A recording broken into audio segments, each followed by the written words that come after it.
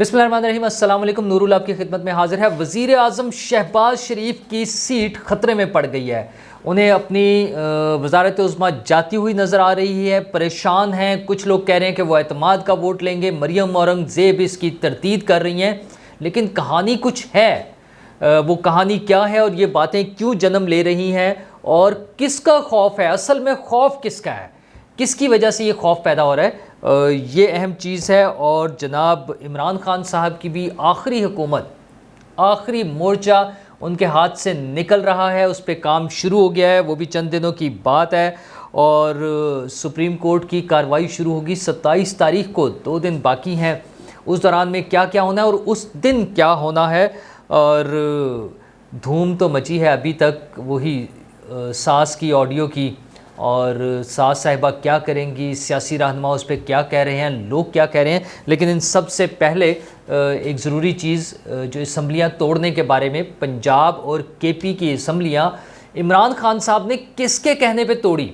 अच्छा, उन्होंने ARY को इंटरव्यू दिया। ARY अब उनका चहीता चैनल और इमरान खान साहब ARY के चहीते, और वो उन्होंने इंटरव्यू दिया। अगरचे जब वो पूरी स्टेटमेंट सुने उनकी तो वो ऐसे ही है। उन्होंने कहा कि मुझे ये PDM वाले उस वक्त कहते थे कि अगर ये तुम 2 असम्बलियाँ तोड़ दोगे तो हम इलेक्शन अनाउंस कर देंगे।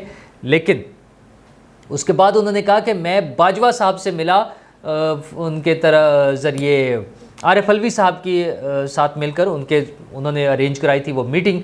मेरी बाजवा साहब से मुलाकात हुई और बाजवा साहब ने मुझे कहा कि अगर आप इलेक्शन चाहते हैं तो पंजाब और केपी की असम्बलियाँ तोड़ दें, और फिर खान साहब ने उनकी बात मान ली। अच्छा, बाजवा साहब रिटायर हो गए थे 29 नवंबर को।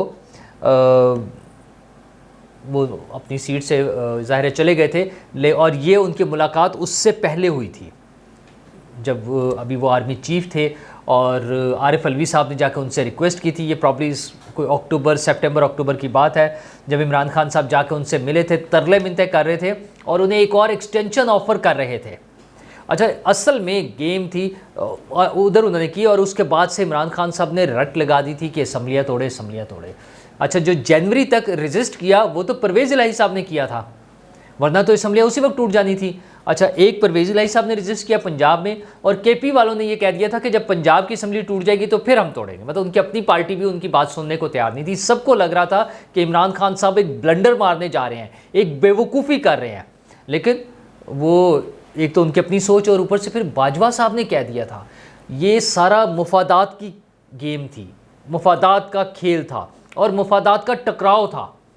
बाजवा साहब के अपने मुफादात थे, वो आखिरी वक्त तक कोशिश करते रहे कि किसी तरह एक्सटेंशन मिल जाए, लेकिन गेम उनके हाथ से निकल गई। सबसे पहले सियासी तौर पर गेम उनके हाथ से निकली जब वो उस वक्त की अपोजिशन, जो अब PDM जब हुकूमत में है, उनसे मिलने गए, मौलाना फजलुर रहमान साहब से, और आसिफ जरदारी साहब और शहबाज शरीफ साहब और बिलावल भुट्टो जरदारी साहब, और उन्होंने रिक्वेस्ट की कि आप अदम एतमाद की तहरीक वापस ले लें। उन्होंने इनकार कर दिया, जी सॉरी, कोई वापसी नहीं है, अब तो हम आगे जाएंगे।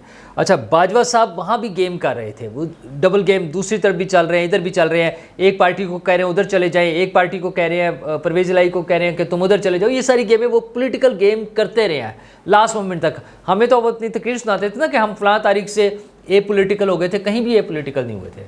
अच्छा, गेम जब उनके हाथ से निकल गई, पॉलिटिशियंस ने उनको छुट्टी करा दी, तो इमरान खान साहब की भी छुट्टी होगी अप्रैल में आके। फाइनली 9 अप्रैल की रात वो जब हेलीकॉप्टर और थप्पड़ों की गूंज, खैर वो तो अलग स्टोरियाँ थी जो अफवाहों की हद तक थी, लेकिन प्रिजन वैन्स और एम्बुलेंस वो पहुंची थी प्राइम मिनिस्टर हाउस के बाहर, जिसके बाद फिर दौड़ें लगी और वो फिर एक डायरी पकड़ के निकले थे। ये सारी बातें हुई। बहरहाल उसके बाद इमरान खान साहब फिर कोशिश करते रहे किसी भी तरह बाजवा साहब से सेटिंग, उससे पहले भी उसके बाद भी सारे दौर में उनकी एक बड़ी कोशिश रही कि बाजवा साहब से किसी तरह मुलाकात हो जाए।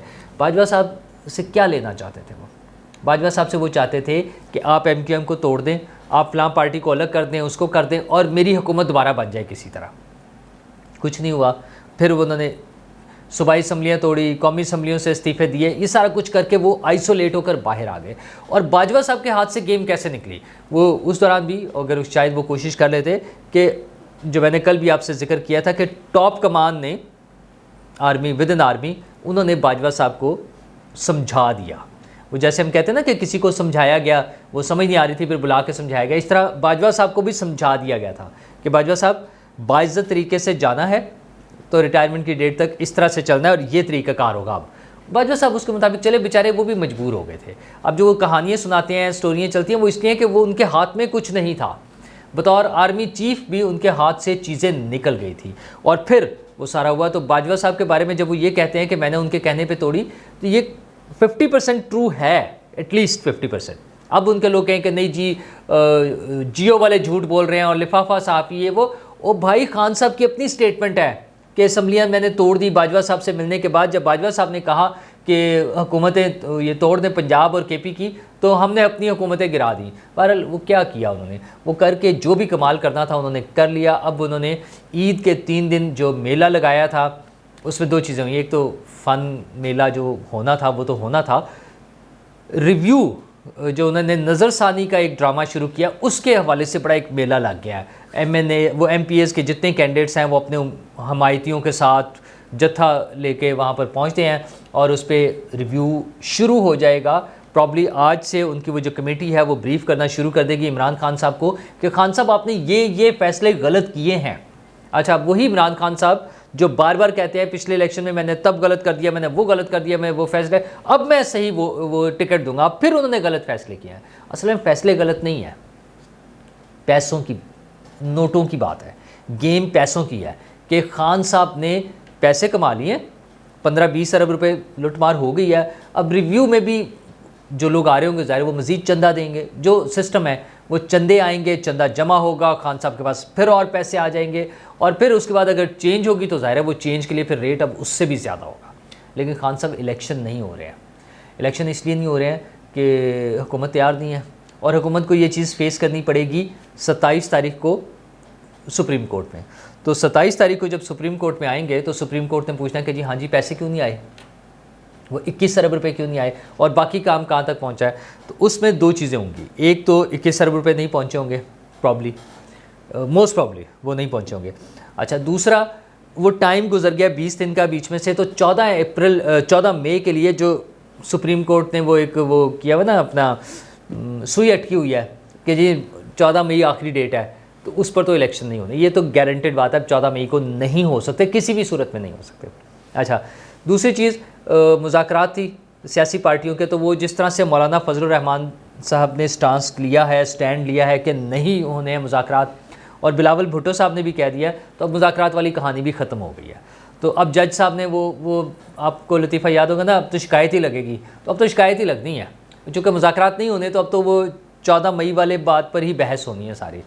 दूसरी चीज़, वज़ीर-ए-आज़म साहब को क्यों खौफ है? अब वज़ीर-ए-आज़म साहब को और उनकी पार्टी को खौफ है कि क्या वज़ीर-ए-आज़म साहब को फ़ारिग कर दिया जाएगा अदालत के ज़रिए, एक और सियासी रहनुमा, एक और वज़ीर-ए-आज़म अदालत के हाथों घर भेज दिया जाएगा। वैसे तो हमारी तारीख़ बड़ी पुरानी है इस हवाले से, ये कोई नई चीज़ नहीं है, लेकिन यूसुफ रज़ा गिलानी साहब, अच्छा ताज़ा तरीन अगर तारीख़ में देख लिया जाए तो यूसुफ रज़ा गिलानी साहब और नवाज़ शरीफ साहब 2 वज़ीर-ए-आज़म को हम पहले भेज चुके हैं अदालत के ज़रिए। अच्छा, और दोनों 2 नंबर तरीके से, मतलब वो शर्मिंदगी की बात है, अदालती नज़ीर में उसको कहीं वो कोर्ट नहीं किया जा सकेगा, शर्मिंदा होंगे हमेशा। लेकिन वो जजेस नहीं शर्मिंदा होंगे, जिन्होंने भेजा था वो इतने ढीठ हैं, इतने बेशर्म हैं कि वो नहीं शर्मिंदा होंगे। हाँ, कोई वक्त आएगा जब वो बैठकर टेलीविज़न पर ये एतराफ़ करेंगे कि हम पर दबाव था, हम पर प्रेशर था, जैसे फांसियाँ दी हुई हैं, जिससे नसीम हसन शाह का बयान मौजूद है। तो इस तरह से होगा। बहरहाल उसमें अब वज़ीर-ए-आज़म को ख़तरा 2 चीज़ों से है। ये जस्टिस मुनीब साहब ने ये रिमार्क्स दिए थे कि फ़ाइनेंस बिल ना मंजूर होना, चूँकि कैबिनेट ने कहा था कर दें, वो पैसे दे दें, लेकिन उधर से पार्लियामेंट ने ना मंजूर कर दिया, तो वो वज़ीर-ए-आज़म अपना एतमाद का वोट खो चुके हैं। अच्छा, इसका मतलब ये है कि वज़ीर-ए-आज़म अगर एतमाद का वोट खो चुके हैं तो वो या तो उनको कहा जाए कि फ़ौरी आप एतमाद का वोट लें, तो उसकी पेशबंदी के हवाले से एक आज सारा दिन ये ख़बर चलती रही कि वज़ीर-ए-आज़म एतमाद का वोट लेंगे। अच्छा, अगरचे वज़ीर-ए-आज़म साहब के हवाले से मरियम औरंगज़ेब साहिबा ने तरदीद कर दी है और उन्होंने कहा कि एतमाद का वोट नहीं ले रहे, ऐसी कोई बात नहीं हो रही। लेकिन हकीकत यह है कि MNAs को पैगाम पहुंच चुका है कि वो लोग असम्बली में मौजूद हों, उनकी मौजूदगी ज़रूरी है। अच्छा, दूसरी खबर यह है कि इत्तेहादी पार्टियों और कैबिनेट का इजलास बुला लिया गया है। अच्छा, अब इत्तेहादी पार्टियां और कैबिनेट का इजलास जो है वहाँ पर कोई भी डिसीजन हो सकता है। ज़ाहिर है वो सारी सूरत हाल पर गौर होगा कि ये पॉसिबिलिटीज़ हैं, ये ख़तरा है। तो अगर इत्तेहादी पार्टियां और कैबिनेट उस वक्त कह देती है कि आप एतमाद का वोट ले लें, ज़्यादा बेहतर है, तो फिर एतमाद का वोट ले लिया जाएगा। फिर मरियम औरंगज़ेब साहिबा के इस बयान की कोई वैल्यू नहीं होगी। बहरहाल उन्होंने आज तो ये बयान दे दिया है, लेकिन ये खबर अपनी जगह मौजूद है और सारा डर खौफ सिर्फ जस्टिस मुनीब के उस दिन के एक रिमार्क्स की वजह से है। तो परेशानी तो है, लेकिन इससे बड़ी परेशानी ये है असल में, ये तो कवर हो जाएगा, एतमाद का वोट लेकर मैनेज किया जा सकता है। अच्छा, और अगर फाइनेंस बिल मंजूर ना हो तो ये नॉर्मल सी बात है, इसको इसी तरह से कंसिडर किया जाता है कि एतमाद खो दिया है वज़ीर आज़म ने पार्लियामेंट का, ऐवान का। ये और बात है कि यहाँ पर स्टोरी कुछ और है, सियासत हो रही है ना, और सियासत हम सबको पता है कि क्या हो रही है। खुद ही हुकूमत चाहती थी कि ना मंजूर हो, तो ना मंजूर कराने के लिए, अपने आप को सेव करने के लिए पार्लियामेंट पे डाल दिया गया। और पार्लियामेंट में चूँकि खान साहब झुंझुना बजा रहे हैं, बाहर निकल के शोर मचा रहे हैं, खुद तो वो वहाँ पर है नहीं, तो जो मौजूद थे उन्होंने अप्रूवल एक तरफ होनी थी, जो वही कहना था जो वज़ीर आज़म साहब कह रहे हैं, तो उसके मुताबिक हो गया। हाँ, ख़तरा सिर्फ अब ये रह गया है कि क्या अदालत उन पर तौहीन अदालत का इल्ज़ाम लगाकर उन्हें फ़ारिग कर सकती है, ये ख़तरा मौजूद है। वो एतमाद का वोट लेने से मैनेज नहीं होगा, उसके लिए कोई और स्ट्रैटेजी बनानी पड़ेगी। बल्कि स्ट्रैटेजी क्या, उसमें फिर वज़ीर आज़म की तो बचत कोई नहीं है। अदालत से लड़ने के लिए ख़ास लेवल तक जाया जा सकता है, और वो कानून और आइन की हदूद में होना चाहिए, और वो ज़ाहिर है वो पार्लियामेंट का फ्लोर इस्तेमाल करें। अच्छा, उसमें लेकिन स्ट्रेट वे अदालत के हुक्म को मानने से इनकार नहीं किया जा सकता, ये भी मुमकिन नहीं है। आज उसमें जो कमियाँ कोताहियाँ हैं उसको कानूनी तरीके से ही पूरा किया जाएगा, तो उसके लिए अल्टरनेट कोई बंदोबस्त करना पड़ेगा कि इन केस अगर इमरान खान शहबाज शरीफ साहब किसी वजह से नाअहल करार दे दिए जाते हैं अदालत की तरफ से, तो उनका अल्टरनेटिव क्या होगा, मतलब उनके मुतबादल उस वक्त क्या वज़ीर आज़म किसको पेश किया जाएगा। तो उसके लिए सबसे स्ट्रॉन्ग नाम फिर पीपल्स पार्टी की तरफ से आ सकता है। दो चीज़ें हैं, एक तो आसिफ जरदारी साहब पहले ऐलान कर चुके हैं कि वज़ीर आज़म की नाअहली की सूरत में अगला वज़ीर आज़म जो होगा वो सिंध के डोमिसाइल का होगा, ए, और बी उनका ताज़ा तरीन बयान है कि मैं अपनी ज़िंदगी में, जो कि पहले भी वो बयान दे चुके हैं, आसिफ जरदारी साहब पहले भी बयान दे चुके हैं और अब उन्होंने दोबारा बयान दिया कि मैं अपनी ज़िंदगी में वज़ीर आज़म बनता हुआ देखना चाहता हूँ बिलावल भुट्टो को। तो ये लॉटरी भी निकल सकती है। हाँ, अब अदालत के हाथ में है कि अदालत किस हद तक आगे जाती है। वो जो सास वाली टेप है वो घूम रही है, बल्कि धूम रही है। अच्छा, उस पर हर तरह के तबसरे, लोगों ने तो जो जो कहा जा सकता था कह दिया है। राना सनाउल्लाह साहब ने कहा है कि उम्मीद है कि अदालत जो है वो सास की बात नहीं सुनेगी।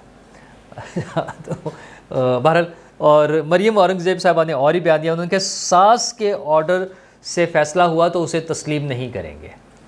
तो ये सारी बातें होंगी, ये इसलिए होंगी कि जब इस तरह के बयानात आएंगे, जब फैमिली मेम्बर्स की इस तरह की इन्वॉल्वमेंट होगी चीज़ों में, तो ये सारी बातें होंगी। इसका आसान तरीका तो ये था कि जब इससे पहले बाजवा साहब की वो आई थी इंटरव्यू, तो उस पर अदालत कोई वो करती, नोटिस लेती और बताती। जब बाजवा साहब ने खुलकर कहा कि बेगमात के प्रेशर में ये फ़ैसले देते हैं, और चीफ़ जस्टिस साहब के लिए तो उन्होंने क्लियर कट कह दिया कि जस्टिस एजाजुल हसन और जस्टिस मुनीब अख्तर को जो ये दोनों प्रेशराइज़ करके चीफ़ जस्टिस से फ़ैसले करवा लेते हैं। तो बाजवा साहब से पूछा जाना चाहिए था कि वो ये कैसे कह रहे हैं, लेकिन खामोशी इख्तियार की गई। वैसे ये चूँकि मे भी अदालत ने मुनासिब ना समझा हो इसका नोटिस लेना और इसकी कोई क्लैरिफिकेशन देना, हालांकि आम हालात में तो खामोशी को ही नीम रजामंदी समझा जाता है, लेकिन बहरहाल ये अदालत का मामला है, अदालत ज़्यादा बेहतर जानती है कि इसको कैसे टैकल करना है। अवाम में एक बहुत बुरा इमेज जा रहा है, वो जो डिवीज़न है, जो डिवाइड है पब्लिक में, वो बढ़ती जा रही है। एक तरफ PTI के हामी और दूसरी तरफ ज़ाहिर दूसरी जमातें भी हैं, उनके भी हामी मौजूद हैं। तो अदालत का जो पहले से बना हुआ माइंड नज़र आ रहा होता है कि ये फ़ैसला होता है। अगर पहले से लोग टेलीफोन पर बता रहे हैं कि CCPO को बहाल कराना है तो फ़लाँ जज से करवा ले, और अगले दिन वही जज फ़ैसला दे दे उनके हक़ में, तो फिर उससे शकूक व शुबहात पैदा होते हैं, उससे बुरे नताइज निकलेंगे। अच्छा, फिर जब बेगमात की बात होगी या सास साहिबा की ऑडियोज़ आएंगी, वो नेगेटिव चीज़ है। तो राना सनाउल्लाह साहब ने जो कहा था उस पर अदालत को नोटिस लेना चाहिए और इसका फ्रांसिक कराना चाहिए, या इसको क्लियर करना चाहिए बैठ के कि जनाब इसका ये मतलब है। इंटरप्रिटेशन तो अदालत से ऊपर कोई भी नहीं कर सकता ना, तो उन्हें कर लेनी चाहिए। बहरहाल अदालत, ये जो ईद के 3 हंगामा खेज़ दिन हैं, छुट्टियाँ थी, अभी छुट्टी तो एक और भी है, छुट्टी तो एक हमने और एंजॉय करनी है, लेकिन बहरहाल इन छुट्टियों में ये 2-3 इश्यूज़ जो हैं बड़े गर्मा गर्म रहे और ना अदालत के लिए अच्छे रहे हैं, ना इमरान खान साहब के लिए अच्छे। और इमरान खान साहब के लिए एक और बुरी खबर भी है कि उनका आखिरी मोर्चा उनके हाथ से निकल रहा है और वो है गिलगित बल्तिस्तान। उस पर काम शुरू हो गया है। ज़राए ये बता रहे हैं कि वहाँ पर जो मेंबरान असम्बली हैं वो उनकी टूट फूट शुरू हो चुकी है। वहाँ पर भी इसी तरह से शोर मचेगा, उस पर अदम एतमाद होगा वज़ीर आला पर, फिर वो फारिग हो जाएंगे और फिर एक नया वज़ीर आला आ जाएगा। जैसे कश्मीर में हुआ, उनके 3-4 ग्रुप बन चुके हैं पीटीआई के ही, तो ये जो चूं चूं का मुरब्बा जैसे इकट्ठा किया था वैसे ही निकल जाना है। जिस तरह कौमी असम्बली में हुकूमत का हुआ कि इमरान खान साहब के पास जो अपनी सीटें थी वो तो उन्हीं के पास हैं, उनमें से किसी ने वोट नहीं दिया उनके खिलाफ। जो उन्होंने दीगर जमातें इकट्ठी की हुई थी जिनके साथ मिलकर हुकूमत बनाई थी वो चली गई, हुकूमत गिर गई।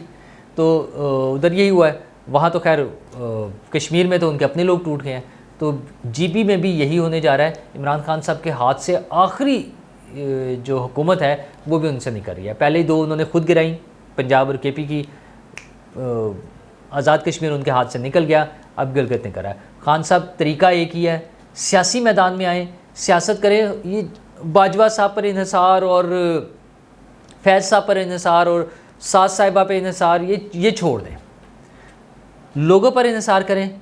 जो पब्लिक का तरीक़ेकार है उस पर आए, लोगों के हिमायत के साथ आए, ये इधर उधर के इन्हिसार छोड़ दें। और हुकूमत जो भी खौफ में है, जो भी मसाइल है अदालत की तरफ से है, जिसे वो अपनी जगह रहेंगे और ये चलते रहेंगे, क्योंकि आपने अपना सिस्टम ठीक नहीं किया अभी। उसको सिस्टम को ठीक करते जाएँ, चीज़ें आहिस्ता आहिस्ता ठीक होनी चली गई। मेरिट पे जजेस बनने चाहिए थे, जो आपने कॉम्प्रोमाइज़ करके वज़ीर आज़म साहब, चीफ जस्टिस साहब के कहने पे जजेस लगाए हैं, वो तो आपको भुगतने पड़ेंगे। लेकिन उम्मीद है कि आइंदा के लिए आप लोग सबक हासिल करेंगे और चीज़ें बेहतर हो जाएंगी। शुक्रिया।